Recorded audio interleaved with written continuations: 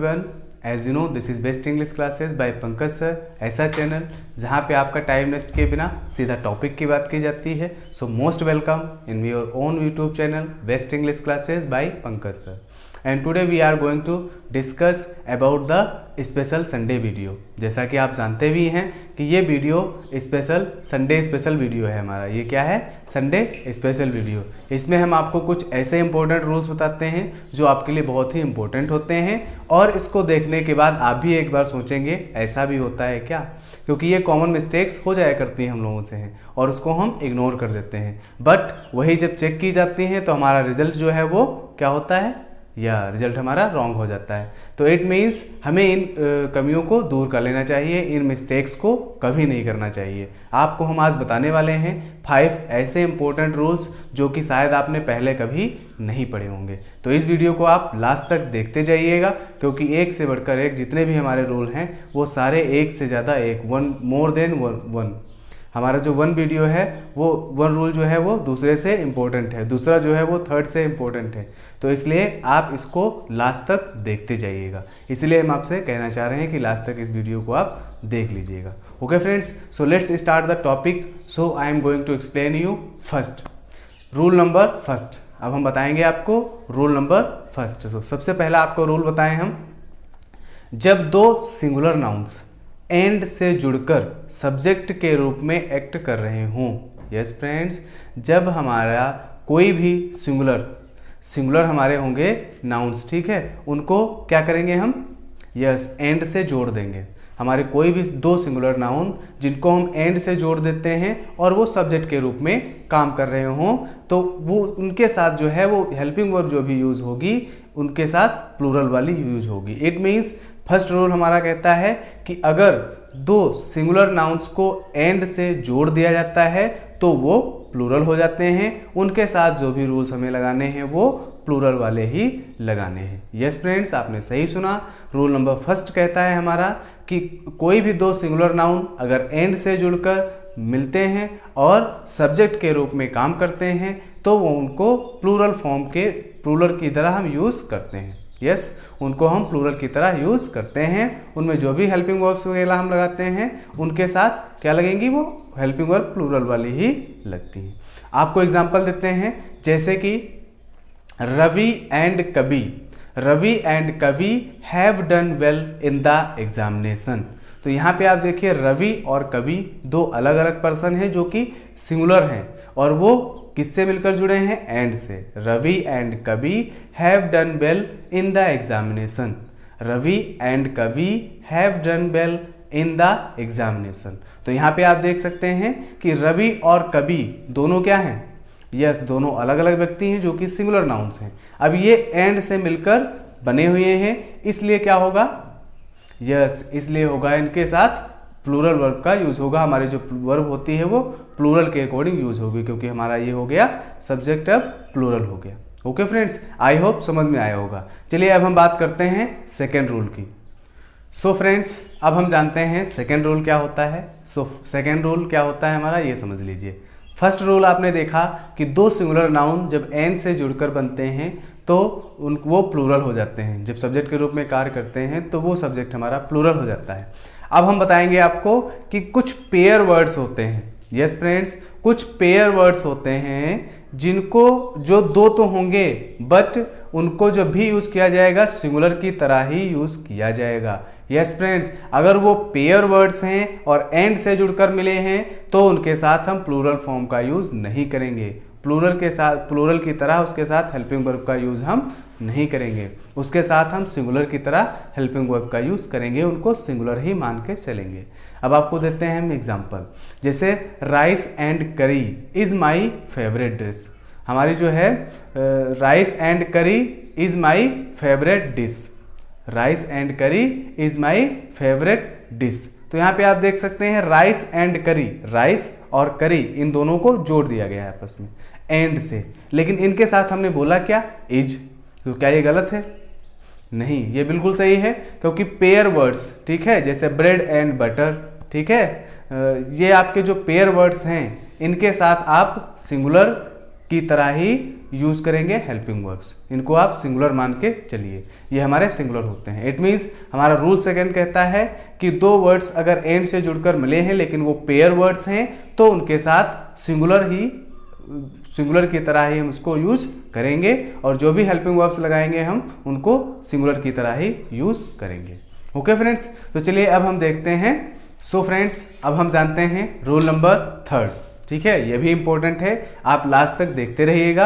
अगर ये पांचों रूल आपने समझ लिए तो ये समझिएगा बहुत सारी मिस्टेक्स ऐसी हैं जो आपसे आज के बाद नहीं होंगी। तो रूल नंबर 3 देखते हैं क्या होता है। तो रूल नंबर 3 में क्या होता है, अगर दो सिंगुलर नाउन्स, ठीक है, एंड से मिलकर जुड़े हुए हैं, आपका जो वर्ड है एंड, वो दो सिंगुलर नाउन्स को ऐड कर रहा है, और किसी एक सिंगुलर नाउन से पहले, जो स्टार्टिंग वाला हमारा सिंगुलर नाउन है, उससे पहले आर्टिकल ए एन द या पोजेसिव एडजेक्टिव्स माई योर, इस टाइप के अगर एडजेक्टिव्स लगे हुए हैं तो क्या होगा, तो उसमें आप वो सिंगुलर ही होगा, सिंगल ही व्यक्ति होगा, इसलिए उसके साथ हम सिंगुलर की तरह ही हेल्पिंग वर्ब यूज करेंगे। यस फ्रेंड्स, फिर से सुन लीजिए एक बार। रूल नंबर 3 हमारा कहता है कि अगर दो सिंगुलर नाउन एंड से मिलकर जुड़े हुए हैं, यस, अगर कोई दो सिंगुलर नाउन एंड से जुड़ते हैं, ठीक है, और जो पहला नाउन है उसके पहले आर्टिकल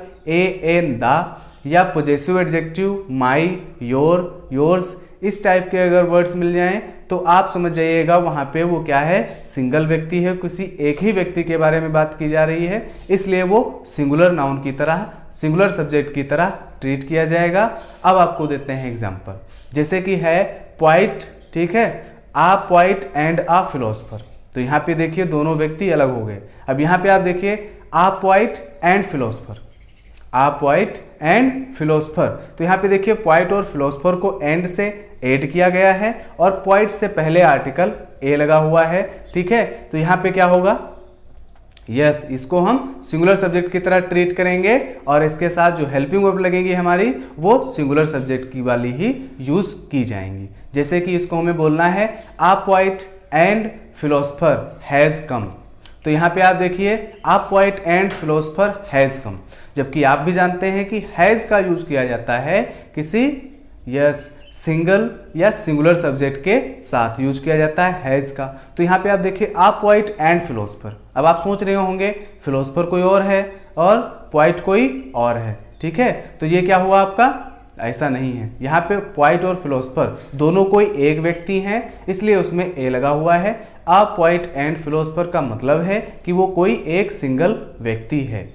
ओके फ्रेंड्स, तो यहाँ पे आप देखेंगे क्या, यस, यहाँ पे यूज की जाएगी आपकी सिंगुलर सब्जेक्ट की तरह जो हेल्पिंग वर्ब्स यूज किए जाते हैं वही यूज किए जाएंगे। A poet and philosopher has come, ठीक है। नेक्स्ट एग्जांपल अगर हम देखें तो द प्रिंसिपल एंड पोइट, अगर बोला जाए द प्रिंसिपल एंड पोइट, ठीक है, सेंग अ सॉन्ग। यहाँ पे आप देखिए the principal and poet sang a song. तो यहाँ पे आप देखिए प्रिंसिपल और पोइट दोनों कोई एक ही व्यक्ति है और स्टार्टिंग में क्या पाया गया है, स्टार्टिंग में ए पाया गया है, ठीक है, स्टार्टिंग में क्या पाया गया है, ए पाया गया है। तो यहाँ पे देखिए आ प्रिंसिपल एंड पोइट, तो यहाँ पे देखिए किसी एक व्यक्ति की बोध हो रहा है, किसी एक व्यक्ति के बारे में पता चल रहा है। ओके फ्रेंड्स, तो ये हो गया आपका रूल नंबर 3। अब हम देखते हैं रूल नंबर 4। तो रूल नंबर 4 क्या कहता है कि जब दो सिंगुलर नाउन एंड से मिलकर बनते हैं और दोनों से पहले आर्टिकल या एडजेक्टिव दिया हो तो वो क्या होता है, प्लूरल माना जाता है।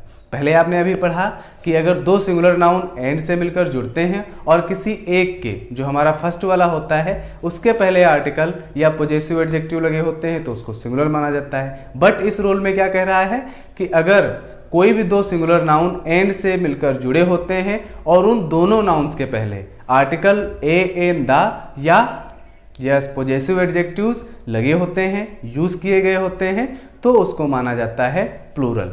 अब आपको एग्जांपल देते हैं, ठीक है, जिससे कि क्लियर हो जाएगा। पहले आप इसको एक बार फिर से रिवाइज कर लेते हैं कि अगर हमारा कोई भी सिंगुलर नाउन दो सिंगुलर नाउन हैं जो एंड से मिलकर बने हुए हैं, जो हमारा जिनके बीच में एंड पाया गया है, जो एंड जोड़ने का काम कर रहा है, यहाँ पे कर रहा है, ठीक है। जैसे हमारा है a poet and a philosopher, तो यहाँ पे आप देखिए पोइट और फिलोसफर दोनों को ऐड करने का काम कर रहा है एंड, ठीक है, और दोनों में आ पहले पाया गया है, ठीक है, a poet and a philosopher.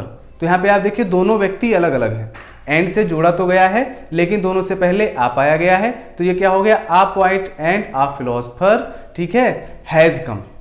A poet and a philosopher has come.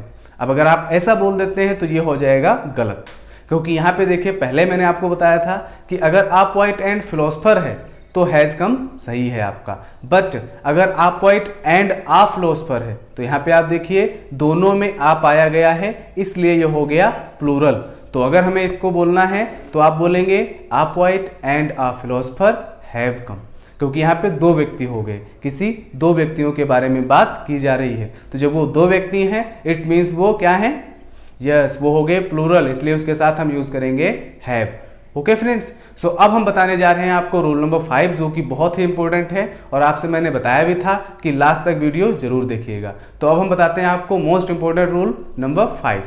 तो आप देखे होंगे कि किसी भी सब्जेक्ट से पहले आपने देखा होगा, और प्रॉपर नाउन से पहले जो हमारा नाम होता है उससे पहले आपने देखा होगा कि आ नहीं यूज किया गया होगा। जैसे a Ram was writing a letter, a Ram has come, ठीक है।